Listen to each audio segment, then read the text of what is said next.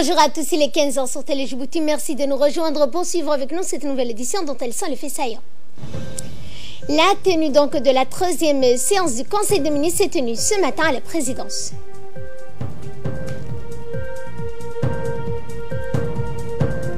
Également dans l'actualité, une inauguration du plus grand pont du monde qui relie Hong Kong à Macao. Bonjour à tous. Sous la présidence du chef de l'État Ismaël Omar Guelleh, s'est tenue aujourd'hui la 13e séance du Conseil des ministres où cette question était inscrite à l'ordre du jour. La secrétaire d'État aux affaires sociales a fait d'abord au Conseil un compte rendu sur les programmes sociaux réalisés ou engagés pour lutter contre la précarité et la pauvreté. Les seconds points discutés au cours de cette séance ont porté sur la création de crèches et de garderies, suivant la première partie du compte rendu du ministre des Affaires étrangères de la coopération internationale, Mohamed Al-Youssouf. Sous la présidence du chef de l'État, son Excellence, M. Ismaël Omar Guelleh, s'est tenue la 13e séance du Conseil des ministres en ce mardi 23 octobre 2018. Était inscrite à l'ordre du jour cette question. La première question concerne une communication faite par la secrétaire d'État aux affaires sociales sur les programmes sociaux développés dans le cadre de la lutte contre la précarité et la grande pauvreté. La politique sociale du gouvernement vise à répondre aux besoins des populations pauvres pour les aider à consolider leur capacité à faire face aux chocs divers et à fournir à nos populations les instruments progressifs de la dynamique du développement socio-culturel de la nation. La nouvelle stratégie nationale de protection SNPS 2018-2022, qui fonde la politique sociale sur un socle de droits reconnus, s'inscrit dans cette dynamique.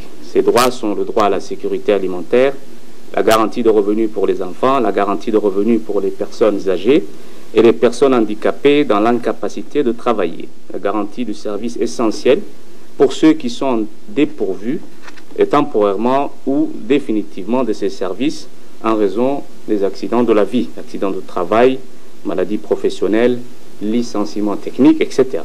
Ces droits comprennent des mesures d'accompagnement et des programmes de consolidation du capital humain et d'autonomisation des populations vivant dans l'assistance et qui seront donc mises en œuvre. En termes d'action sociale, le programme national de solidarité famille permet à 3 362 ménages, 17 482 individus environ, de bénéficier d'un transfert monétaire de 30 000 francs par ménage et par trimestre. Le programme de transfert monétaire via la téléphonie en zone urbaine pour 18 760 bénéficiaires, soit 72% à Balbala et 28% à Bolaos, sur la ville de Djibouti.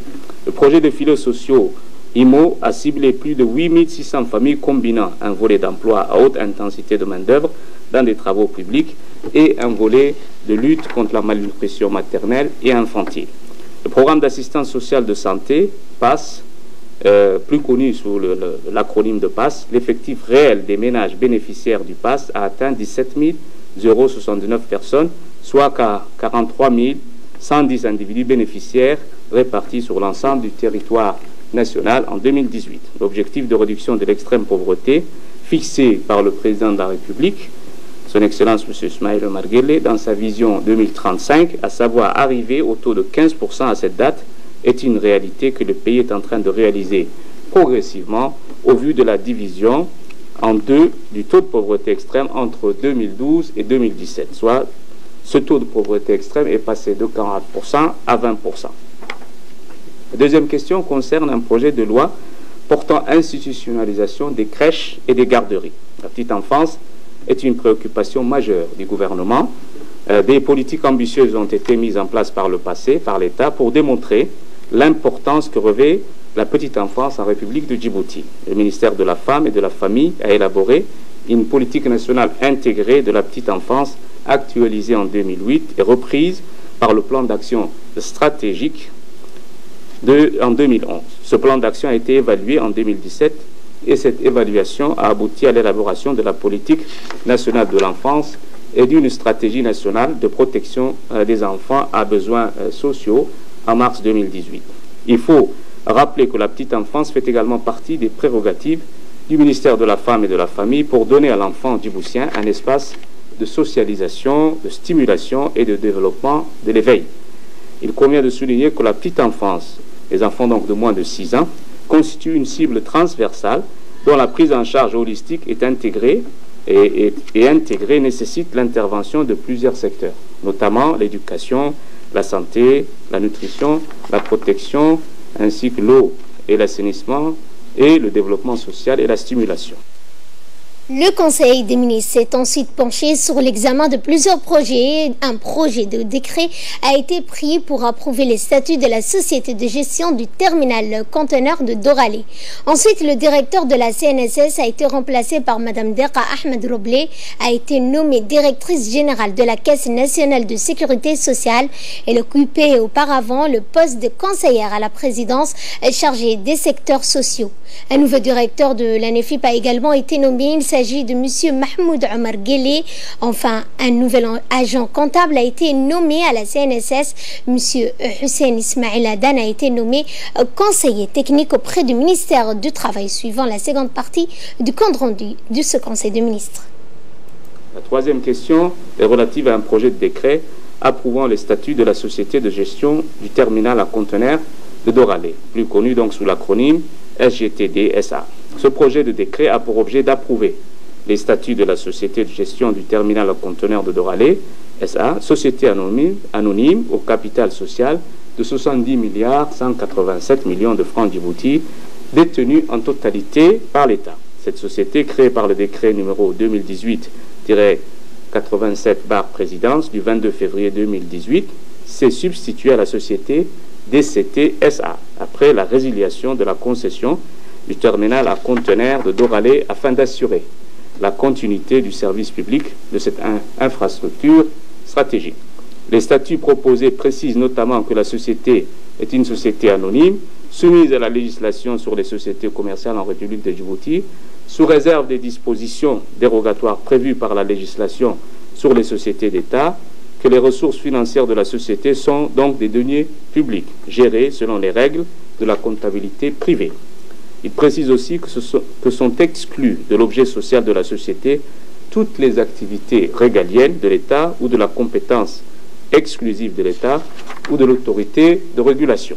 Par ailleurs, ces statuts écartent toutes les incohérences contenues dans les statuts de l'ex-société concessionnaire du terminal à conteneurs en fixant que toute contestation susceptible de surgir pendant la durée de la société ou après sa dissolution pendant le cours des opérations de liquidation, soit entre les actionnaires, soit entre la société et les actionnaires eux-mêmes, relativement aux affaires sociales ou relatives à l'interprétation ou l'exécution des dispositions statutaires, sont soumis à la juridiction des tribunaux compétents au lieu du siège social. La quatrième question est relative à un projet de décret portant nomination d'une directrice générale, Mme Deqa Ahmed Roblé, précédemment conseillère du président de la République, chargée des secteurs sociaux, et nommée directrice de la CNSS. La cinquième question concerne également un projet de décret portant nomination de M. Mahmoud Omar Guelleh, qui lui est nommé directeur de l'ANEFIP. La sixième question est relative également à un projet de décret portant nomination d'un conseiller technique. M.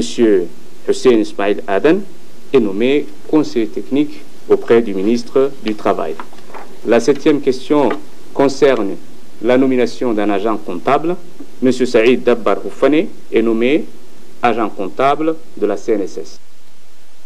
Également dans l'actualité, le ministre yéménite des Affaires étrangères, Khaled Al-Yamani, a eu ce matin plusieurs rencontres avec des membres du gouvernement djiboutien. Il a d'abord eu un entretien avec le ministre des Affaires étrangères de la coopération internationale, Mahmoud Ali Youssouf. M. Al-Yamani a été avec l'ensemble de son staff et la délégation l'accompagnant. Le ministre des Affaires étrangères de Djibouti a souhaité la bienvenue à son hôte dans son second pays. Pour sa part, le diplomate yéménite a exprimé sa joie de rencontrer et de s'entretenir avec son homologue djiboutien. Ensuite, les deux diplomates ont abordé donc plusieurs sujets qui ont trait aux questions d'intérêt général des deux pays. Il est l'heure de retrouver l'appel de la prière d'Al-Asr. On se retrouve tout de suite après. C'était l'appel de la prière d'Al-Asr et nous enchaînons avec le ministre de l'Intérieur, Hassan Oumarra, qui a également reçu le ministre des Affaires étrangères yéménite, Khaled El-Yamani, et sa délégation. Les discussions entre les deux parties ont essentiellement porté sur la présence sur le sol djiboutien de milliers de Yéménites qui se sont installés à Djibouti ou ont trouvé refuge. Certains ayant développé des activités commerciales, des questions de leur séjour et leur accueil ont également été abordés. Le ministre yéménite des Affaires étrangères a eu en outre l'occasion de rencontrer des étudiants, des élèves de l'école yéménite ouverte à Djibouti. Il a pu s'enquérir de leurs conditions de séjour. Le ministre yéménite Khaled El-Yamani a procédé ainsi à la visite d'une école yéménite. Et bien, concernant cette visite de l'école yéménite qui compte actuellement 800 étudiants, dont 200 étudiants réfugiés yéménites qui sont arrivés à l'école. Le chef de la diplomatie yéménite a été reçu par l'ambassadeur de l'école yéménite, monsieur Abdallah bin Moussallam al-Soukhatri, le président du conseil d'administration de l'école, monsieur Meissara Mohamed Seif, et le directeur de l'école, Abdurraqib Mohamed Ali. À la première étape de la visite, le ministre yéménite des Affaires étrangères a entamé une tournée d'inspection dans certaines classes de l'école. Cette école, rappelons-le, a été créée en 1991 où il a été informé des services éducatifs fournis par cette école aux élèves des différentes étapes de la maternelle, du primaire, du collège et du secondaire. Le ministre yéménite a salué les efforts déployés par les responsables de cet établissement scolaire pour éduquer les jeunes générations, élargir leur horizon et développer leur expertise, ce qui est en fait des acteurs qui contribuent à l'édification de la nation. Dans la foulée, le ministre yéménite des Affaires étrangères, M. Mohamed Hussein, a tenu une réunion d'information avec un groupe d'étudiants yéménites avec leurs familles en raison de la guerre au Yémen. La réunion a été l'occasion pour les étudiants déplacés d'être informés. Ainsi, le ministre Khaled Mohamed Hassan leur a besoin. Dans une brève intervention, le président du conseil d'administration de l'école, Meissara Mohamed Seif, a souhaité la bienvenue au ministre yéménite des Affaires étrangères, soulignant l'importance de cette visite à Djibouti.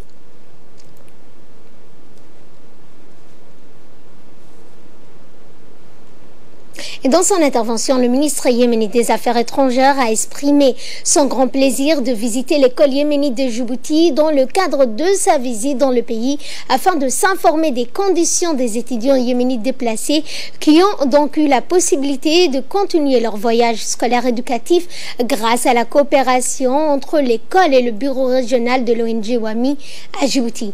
M. Khaled Mohamed El-Yamani a souligné que le gouvernement yéménite n'épargnera aucun effort pour surmonter toutes les difficultés et obstacles empêchant l'accès des étudiants réfugiés dans des services éducatifs, en s'engageant à faire tout son possible pour répondre aux besoins des réfugiés yéménites à Djibouti.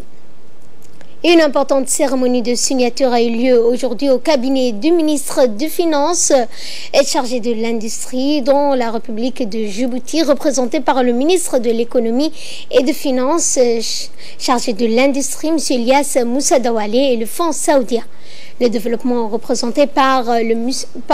Abdelrahman Harbi, un accord de prêt destiné au financement des travaux de réhabilitation du corridor Galafi avec un montant de 450 millions de dirhams saoudiens, l'équivalent à 121 millions de dollars américains, a été signé. Ce prêt est accordé avec un taux d'intérêt de 1% remboursable en 30 ans et une période de grâce de 10 ans. Ont participé à cette cérémonie de signature le secrétaire général par intérim du ministère de l'Économie et des Finances ainsi que le directeur de financement extérieur, M. Ali Mohamed Gadili. La construction ou la reconstruction de la route de Galafi qui est dans une situation, dans un état de dégradation avancée compte tenu du volume du trafic supporté par cette route qui est très importante pour la République de Djibouti, mais qui est également importante pour toute la région en raison de son caractère stratégique dans le cadre de l'intégration économique régionale que le président de la République, M. Ismaël Omar Guelleh, et son gouvernement sont en train de travailler pour permettre la performance de notre position géostratégique de Djibouti avec la performance de nos ports.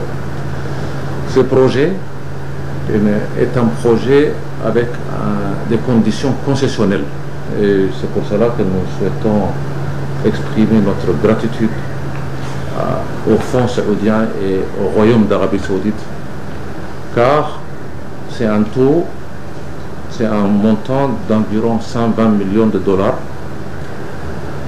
qui sera remboursé sur 30 ans avec 10 années de grâce et un taux de 1%.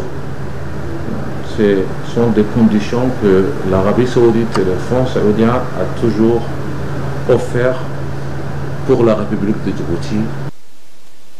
Et dans notre dossier de ce 15h, nous allons parler du fonctionnement de la route nationale 1, un magazine de la rédaction commenté par Samatar Saïd. La route nationale numéro 1 est une route de 211 km, traversant Djibouti-Ville et les régions de l'intérieur. Elle permet de relier la ville de Djibouti à la frontière de Galafi. Les camions éthiopiens de bus et minibus prennent cette voie pour se rendre dans le district de l'intérieur. La route numéro 1 devient la route la plus accidentée. Les conducteurs de voitures ne respectant pas le code de la route font un excès de vitesse, dépassement dangereux et refus de priorité. Et tout cela cause des accidents très graves. L'escadron de sécurité routier qui fait des contrôles sur cette route vient d'arrêter un bus qui a fait une infraction. Je suis un chauffeur de bus et j'ai dépassé la vitesse et j'ai fait l'objet d'une amende. Les gendarmes m'ont arrêté. Aujourd'hui, j'ai saisi cette opportunité pour prévenir les autres chauffeurs comme moi de veiller au respect de la vitesse autorisée. En 2017, il y a eu 205 accidents, dont 168 blessés, 23 personnes décédées. Du mois de janvier 2018 et au mois d'août 2018, il y a eu au moins 128 accidents, 101 personnes blessées et 18 décès.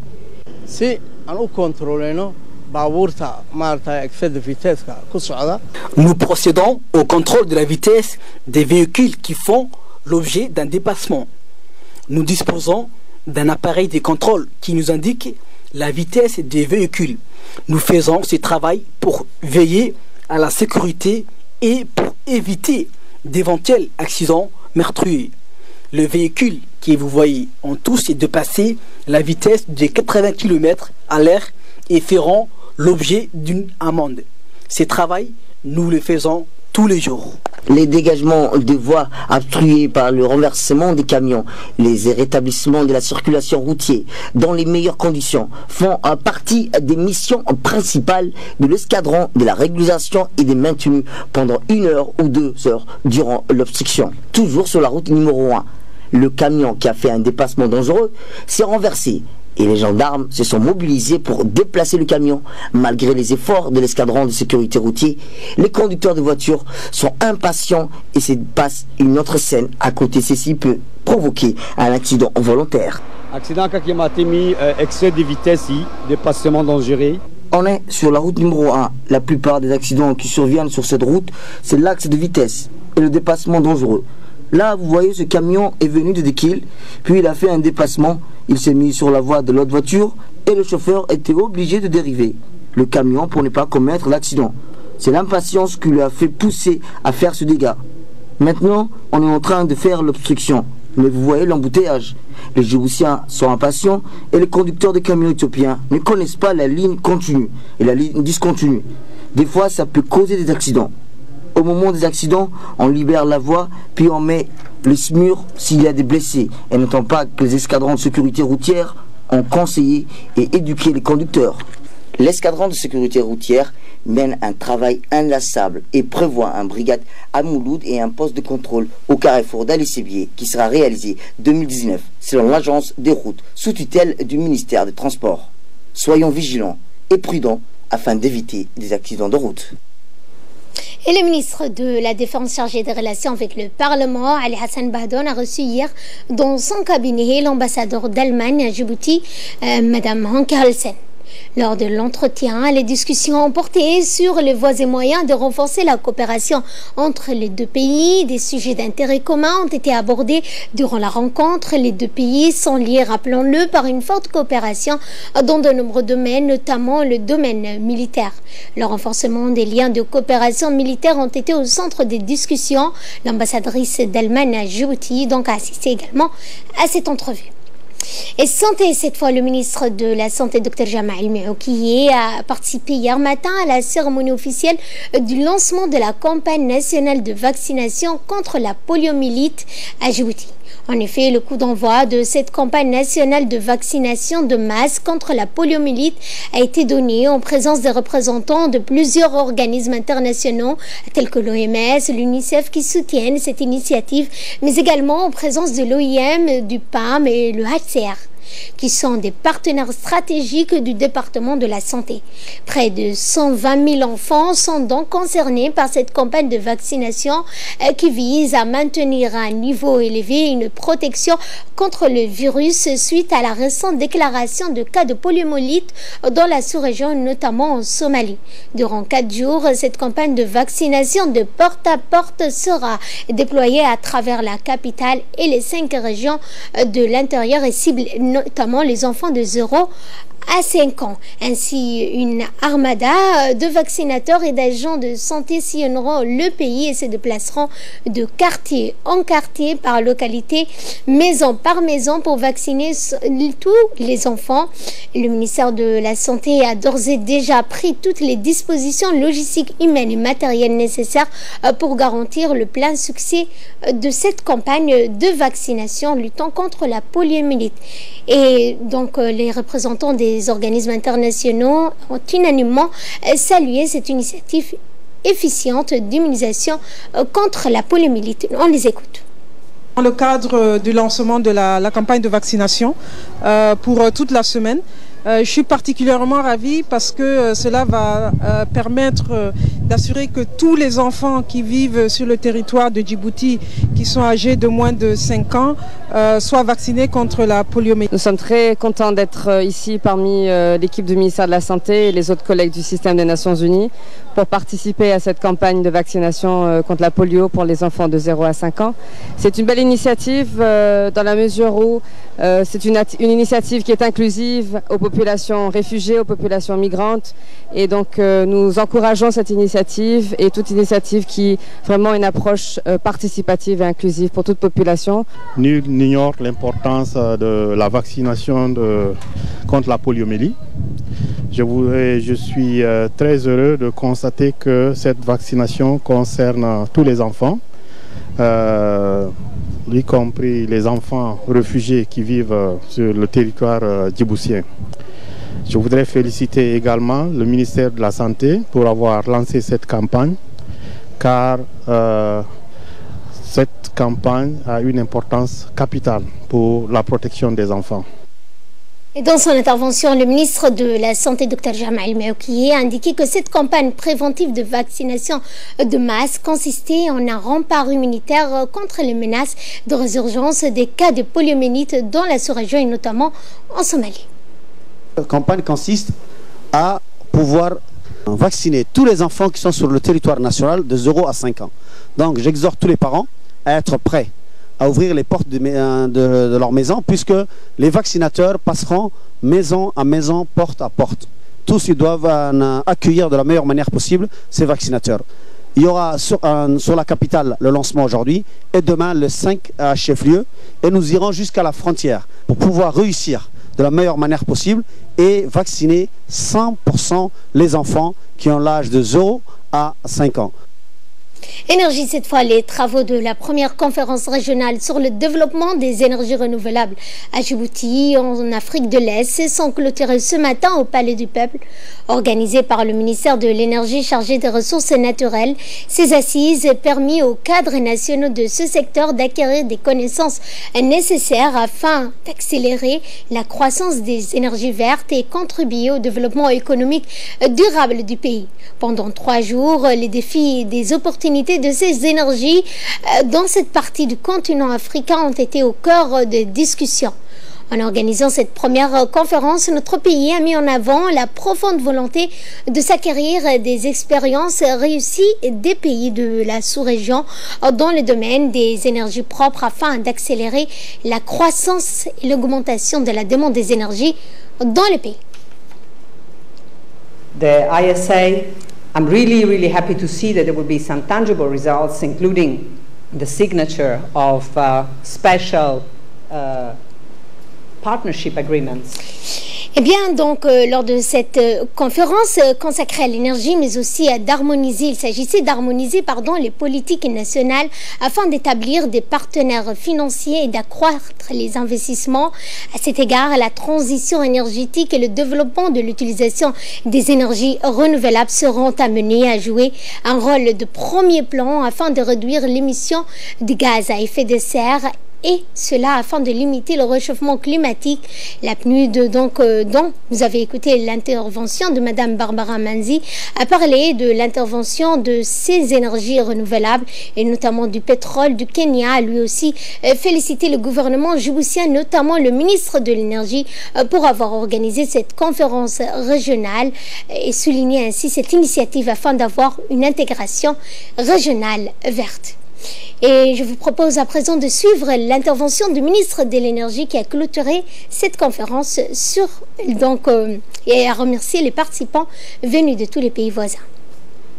Les différentes sessions de cette conférence ont porté sur les sujets variés allant de l'évaluation des ressources énergétiques à leur exploitation, en passant bien évidemment par les modèles financiers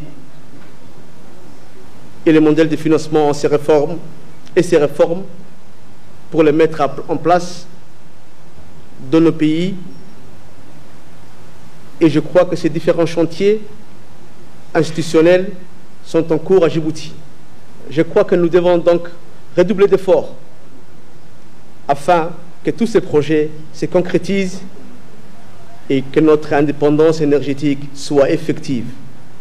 Une énergie indépendante, une énergie propre, une énergie exclusive pour la République de Djibouti. C'est le programme du ministère de l'Énergie, du gouvernement de la République de Djibouti, de la feuille de route tracée par le chef du gouvernement et président de la République, son Excellence Ismaël Omar Guelleh. Donc nous devons aller de l'avant. Nous devons saisir cette opportunité qui s'offre à nous, saisir cette opportunité auquel nos frères qui sont venus de tous nos pays, frères et lointains, sont là pour nous apporter leur expérience, leur expertise, leur connaissance et leur savoir. Et je crois que nous devons nous imprégner, nous devons apprendre, nous devons former nos jeunes Djiboutiens dans tous les métiers de l'énergie pour que demain, j'ai dit auparavant, une énergie indépendante pour Djibouti, mais une énergie aussi indépendante techniquement par rapport aux ressources humaines pour Djibouti. Et en hommage de cette conférence, un mémorandum d'entente a été signé entre notre pays et le Kenya et signature d'une déclaration d'intention dans le domaine du solaire entre Djibouti et l'ISA. Signature d'une convention de partenariat entre l'EDD et l'Université de Djibouti et signature d'un mémorandum d'entente entre l'ODEG et le cabinet pour la préparation d'un cadre et la signature d'un protocole d'entente entre l'ODEG et l'Université de Djibouti.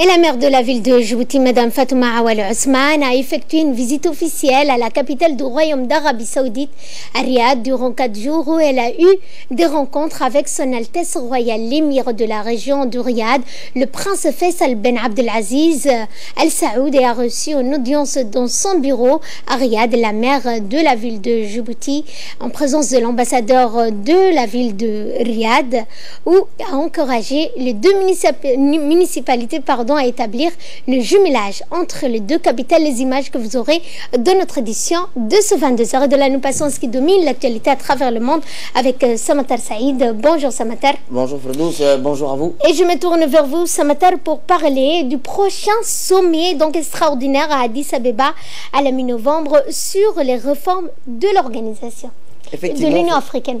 Effectivement, Ferdous, les chefs d'État et de gouvernement des pays membres de l'IGAD, de l'Union africaine, vont se réunir au sommet extraordinaire le 17 au 18 novembre prochain à Addis Abeba en Éthiopie pour discuter éventuellement des questions relatives aux réformes de l'organisation panafricaine, a annoncé à Cotonou le président de la commission de l'Union africaine, Moussa Faki Mahamat. S'exprimant devant la presse à l'issue de son entretien avec le chef de l'État béninois, Patrice Talon, Mahamat a indiqué qu'il était allé le consulter dans le dirigeant sur les priorités de l'Union africaine.